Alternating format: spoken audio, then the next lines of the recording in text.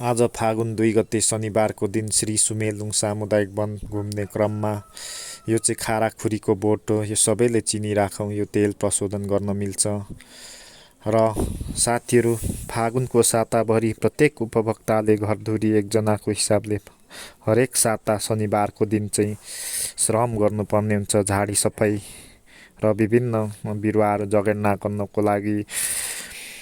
र यो चौरमा चाहिँ हामी फागुन 10 र 11 गते आय आर्जनको लागि सफा गरेर चिराइतो छर्ने व्यवस्था पनि गरेको छौँ। र तपाईँहरू सबैजनाले एक भएर साथ दिनुहोला। र यहाँ विभिन्न खालको जडीबुटीहरू पनि पाउँछ। हाम्रो एरियामा गुराँस पनि फुलेको देख्नुहुन्छ साथीहरू। र निकै रमाइलो पनि छ। हवस् त, धन्यवाद।